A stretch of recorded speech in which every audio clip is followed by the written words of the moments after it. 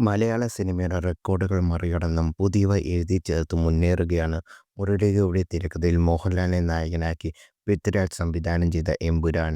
അഡ്വാൻസേയിൽ മുതൽ തന്നെ റെക്കോർഡിടാൻ ആരംഭിച്ച ചിത്രം 100 കോടി തിയേറ്റർ ഷെയർ നേടി. 11 ദിവസത്തിനകം 250 കോടി എന്ന ആഗോള കളക്ഷനിലൂടെ മലയാളത്തിലെ പുതിയ ഇൻഡസ്ട്രി ഹിറ്റായി മാറുകയും ചെയ്തു. പിന്നാലെ സംവിധായകൻ പൃഥ്വിരാജിനൊപ്പമുള്ള ചിത്രങ്ങൾ നിർമ്മാതാവ് ആന്റണി പെരുമ്പാവൂർ സമൂഹമാധ്യമങ്ങളിൽ പങ്കുവച്ചു. ഇത് വലിയ ചർച്ചയായി. പൃഥ്വിരാജിനൊപ്പമുള്ള 2 ചിത്രങ്ങളാണ് ആന്റണി പെരുമ്പാവൂർ സമൂഹമാധ്യമങ്ങളിൽ പങ്കുവച്ചത്. "എല്ലാം ഓക്കെ അല്ലേ അണ്ണാ" എന്ന ക്യാപ്ഷനോടെയായിരുന്നു ചിത്രം പങ്കുവച്ചത്. നേരത്തെ എമ്പുരാന്റെ ബജറ്റുമായി ബന്ധപ്പെട്ട് നിർമ്മാതാവ് സുരേഷ് കുമാർ ഉന്നയിച്ച ആരോപണങ്ങൾക്ക് മറുപടിയുമായി ആന്റണി പെരുമ്പാവൂർ ഫേസ്ബുക്കിൽ നീണ്ട കുറിപ്പ് പങ്കുവച്ചിരുന്നു. വിവാദമായോടെ നിർമ്മാതാക്കളുടെ സംഘടന ഇടപെട്ടുള്ള ചർച്ചയെ തുടർന്ന് ഇത് പിന്നീട് അദ്ദേഹം നീക്കം ചെയ്യുകയും ചെയ്തു. അന്ന് പോസ്റ്റ് ചെയ്തുകൊണ്ട് പൃഥ്വിരാജ് കുറിച്ച വാക്കുകളാണ് "എല്ലാം ഓക്കെ അല്ലേ അണ്ണാ" എന്നത്.